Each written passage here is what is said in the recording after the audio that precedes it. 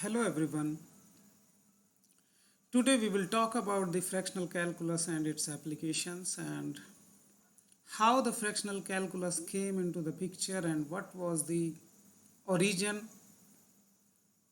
We will see one by one all these questions and what are the definitions used in the fractional calculus and how important this subject is.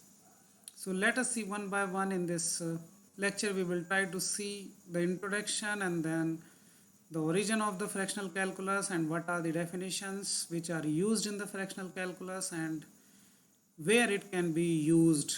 We will see its various applications to the various fields basically. So let's start with the concept of the integration and differentiation. We know very well that if we have a function f of x is equal to x, then its integration will be x square by 2 plus c, where c is a constant and its differentiation will be 1. And now the question is that if I change, or if we want to integrate our function to the half order, or if we want to find out its derivative of half order. Now the question is that how could we define our operations and what about our results, whether they will be having any meaning or any application compared to the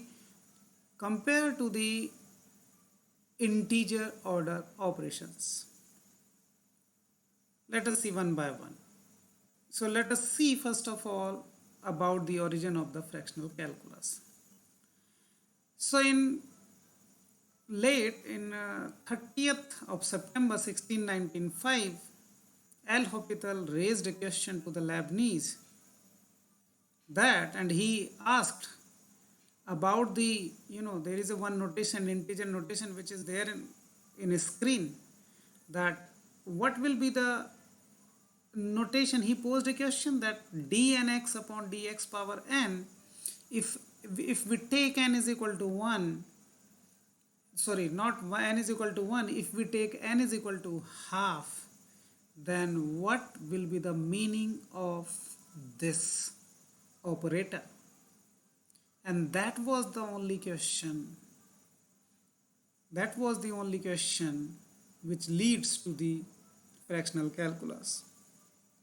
So, but Leibniz was not able to give the answer of that question that time, but he did a prophecy and he said that it would be an apparent paradox from which one day useful consequences will be drawn. And this unprecedented discussion led to a new branch of mathematics, and that is known as the fractional calculus. And many authors, many mathematicians, many physicists, many scientists have contributed directly, indirectly to its development basically. And they involved Euler, Laplace, Fourier, Lacroix, Abel, Riemann and Liouville and many more. If we talk about Lacroix in 1819, basically he introduced the nth derivative of x to the power m, where m is a positive integer. So he wrote the differentiation in terms of the gamma function, that gamma of m plus 1 upon gamma m minus n plus 1 x to the power m minus 1, and obtained the result which was asked. Basically, if we put m is equal to 1 and n is equal to half, he got the result that halfth order derivative of x is nothing but it is equal to 2 square root x upon square root pi. But in 1893, Abel gave the first application of the fractional derivative. Now, this is the fractional derivative. So let me tell you once again, what do you mean by the fractional derivative? Those derivatives in which the order is not the integer, in which the order is a fractional. So he applied fractional calculus to solve an integral equation that arises in the formulation of the tautochrome problem. So let us see what are the definitions of the, or how the definitions are generalized from the integer order to the fractional order. So one definition is given by Grunwald-Letnikov, and they derived the definition like if y is a function which is a continuous function f of t, its first derivative, as we know, it is nothing but, in case of limit, we can write down limit of h tends to 0 and f of t minus h upon h. Similarly, we can find out its second derivative, and nth derivative, we can generalize this in terms of nth derivative. And now what the Grunwald-Letnikov did, basically they generalized the definition 3 and extended to a non-integer order, say alpha belongs to R, for a base point A, such that when t is greater than A, basically they wrote the definition like this: f of t is equal to limit h tends to 0 and this term, and which represent the derivative of order k if alpha is equal to k, and k-fold integration, if we take alpha is equal to the negative value, that then it represents the integration. If alpha is positive, then it represents the derivative. So that is also known as the differintegral or differintegration. So as we know that there is a one formula, Cauchy's formula for n-fold integration, and which is given by like this, which you can see on a screen. Now there is another definition which is very much useful in the fractional calculus, and that is the Riemann-Liouville integral formula, and that is nothing but the generalization of the Cauchy's n-fold integration.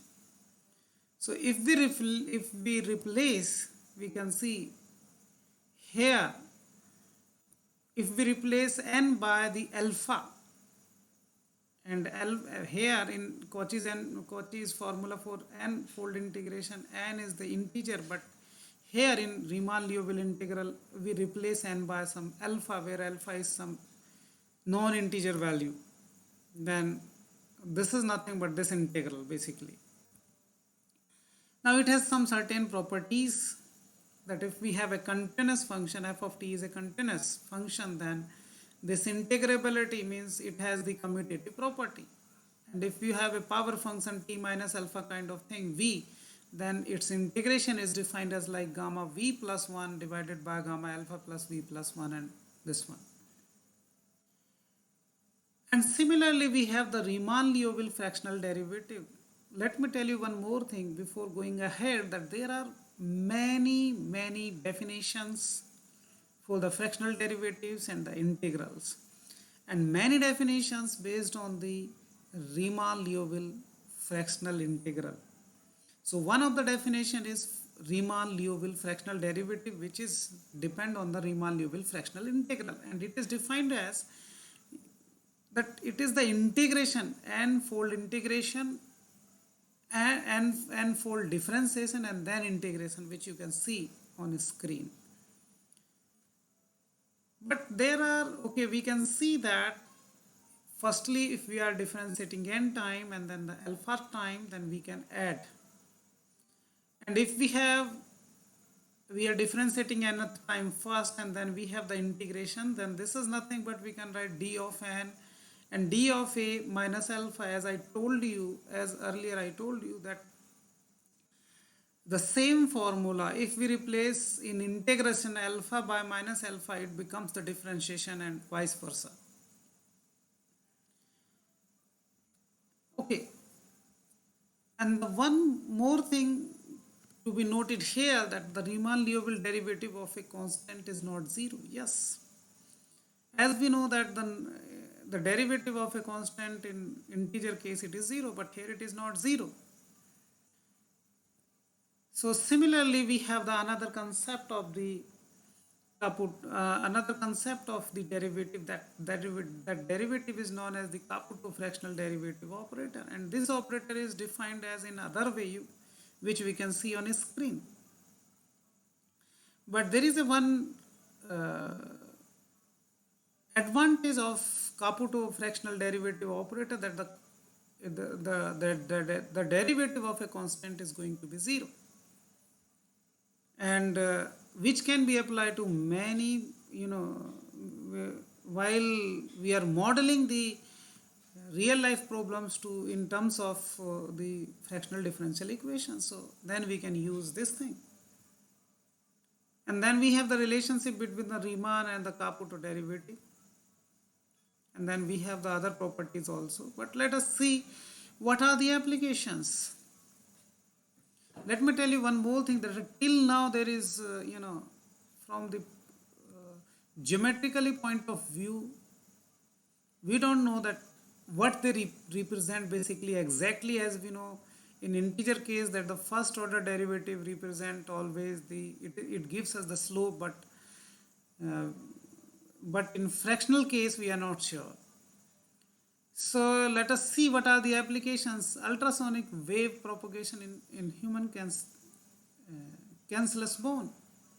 So in this area, this fractional calculus gives us the very wonderful results. And the second one is the modeling of the speech signals. Suppose we want to model the speech signals, and it has been noted that the models based on the fractional orders gives the much better result as compared to the integer orders.